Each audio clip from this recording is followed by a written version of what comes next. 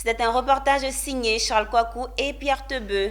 Rendons-nous à Soubré. L'Office ivoirien des parcs et réserves OIPR a organisé l'atelier de suivi de la mise en œuvre du plan d'opération 2024 de la direction de zone sud-ouest pour le deuxième trimestre.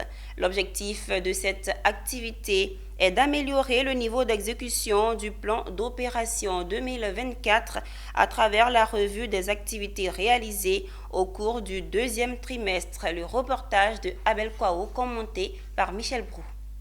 L'atelier de suivi de la mise en œuvre du plan d'opération 2024 pour le deuxième trimestre a été conduit en plénière avec l'ensemble des participants impliqués. Les réalisations du deuxième trimestre 2024 des 6 programmes de gestion du parc national de Taï ont été passés en revue. L'accent a été mis sur l'identification des causes des écarts, des mesures correctives et les responsables pour le délai de mise en œuvre de ces mesures. L'importance de cet atelier a été rappelée à cette occasion par les participants pour l'atteinte des objectifs fixés.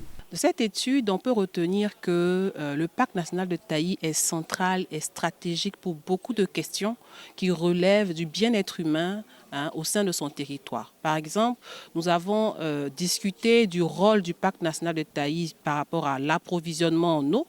On a discuté également du rôle du parc national de Taï concernant la régulation du climat local.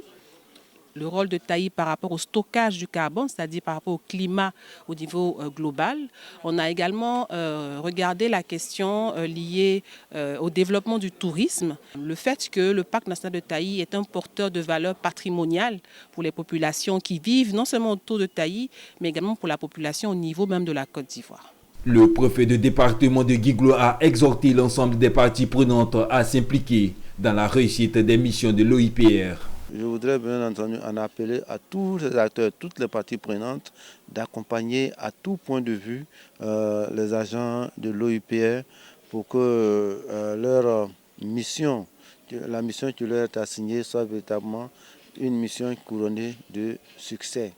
Et c'est pour cela que ce soit les élus, les politiques, même les populations riveraines et surtout, je dirais même les populations riveraines doivent véritablement participer à cette activité-là. Le parc national de Taï est géré par la direction des zones sud-ouest de l'OIPR, appuyé dans sa mission par des partenaires techniques et financiers que sont la Fondation pour les parcs et réserves de Côte d'Ivoire, la coopération allemande GIZ, la Will Chimpanzee Foundation, le Centre suisse de recherche scientifique et les universités Félix Houphouët-Boigny, Jean Laurion Guédé, Nangui Abrogwa dans le domaine de la recherche.